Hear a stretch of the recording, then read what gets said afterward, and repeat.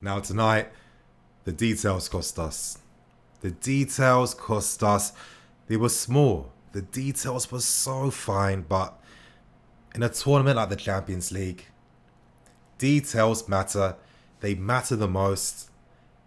And when you have details like Mason Mount unfortunately sustaining an injury so early in the game, affecting how we play between the lines, the details are Tammy Abraham being quite poor, marking both posts, and us getting done by another set piece. And yeah, the set piece was a brilliantly taken set piece. However, it's been one of our main weaknesses now for a very long time. And the details unfortunately were Ross Barkley stepping up to take a penalty, even though he's barely been on, and taking a penalty over Jorginho, who I thought was our number one penalty taker, and even arguing with Willian to take the goal for himself.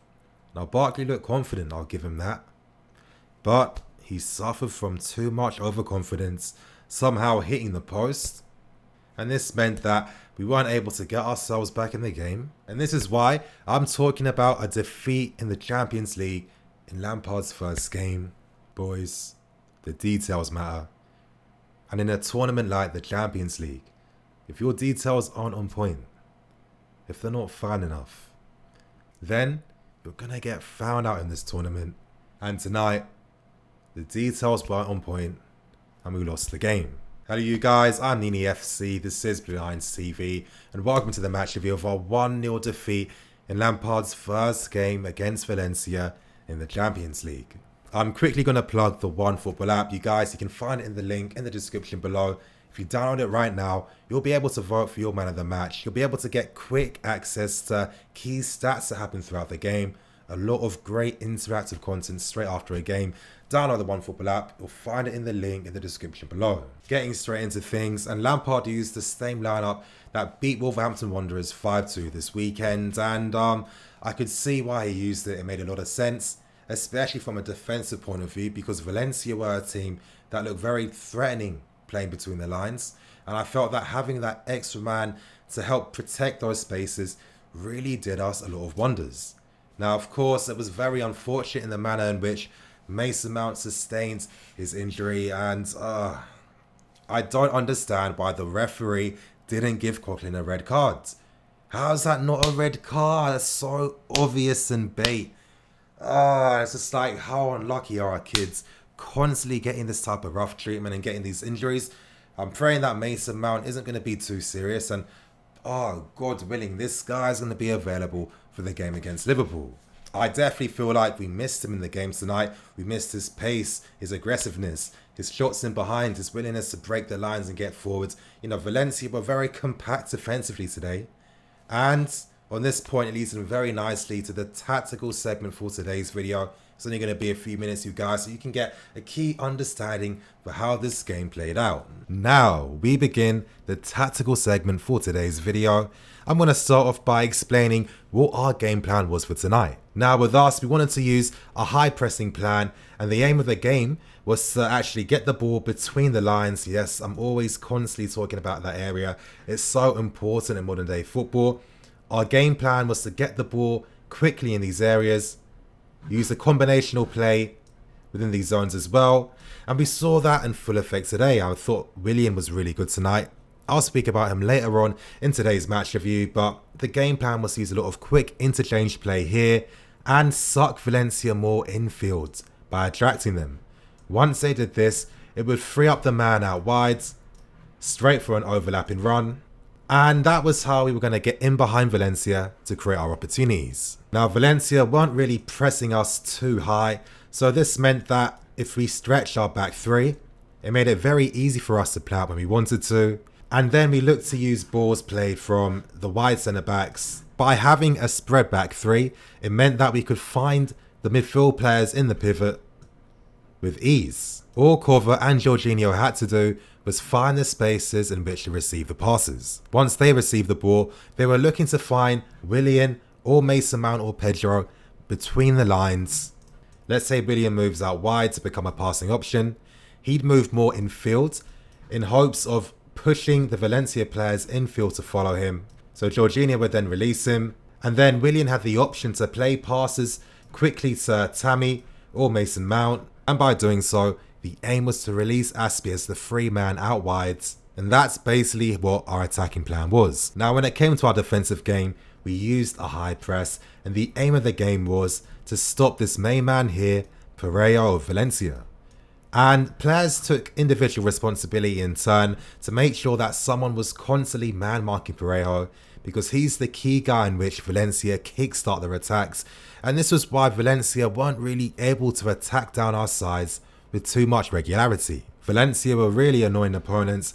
They used a mid-block to low block setup, and the aim of the game was to stifle our possession play by forcing us to play passes in fields. And this meant that we weren't regularly able to find the guys between the lines too much, which was quite frustrating because it meant that we couldn't create too many attacking opportunities throughout this game. The Valencia midfield would move more in field to create a compact shape, basically giving them a wall of 4 in central areas. And this is why we saw guys like Cover and Jorginho, especially Cover, constantly giving away possession throughout the game. Now you guys have heard the key tactical points for today's video, getting straight back into the match review. Now getting straight back into things, and I want to start on a bit of a positive, and that positive tonight was Willian.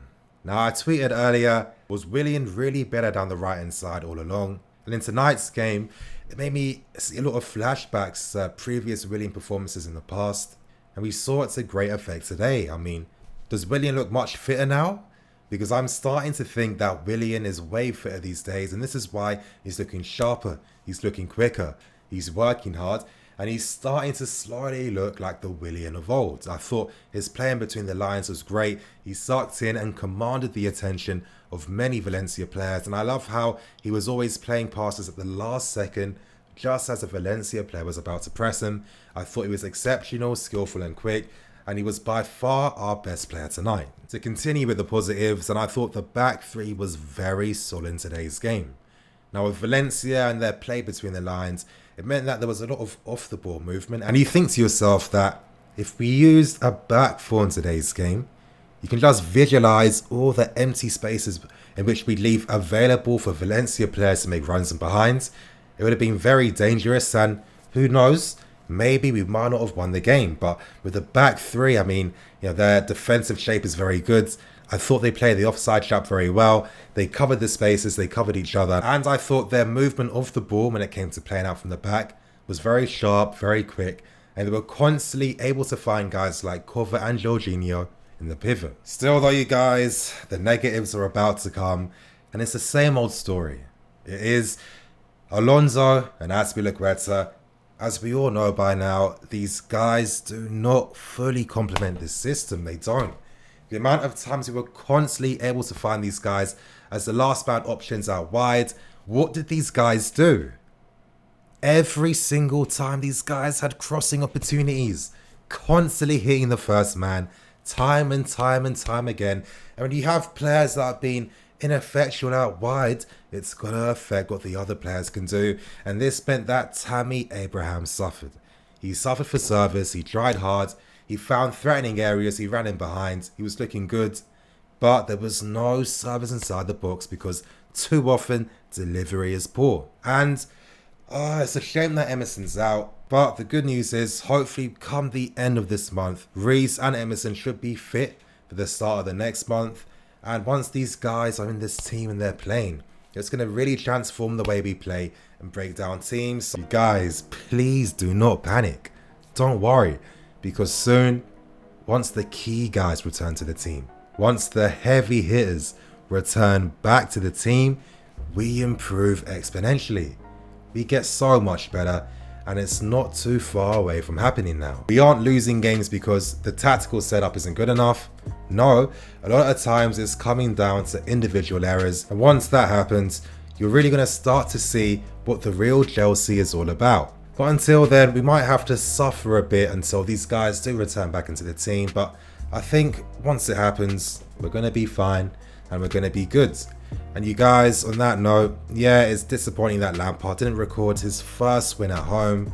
Maybe things would have been happening if those details were fine-tuned, but it wasn't to be. Now we prepare for with a massive game against Liverpool this weekend. Hopefully Mason Mount's injury isn't going to be too severe. I haven't been able to see as I'm recording, but it's disappointing, but we move. Thank you for watching. Please like, comment and subscribe. I'm Nini FC. This is Blue Line CV. See you guys tomorrow.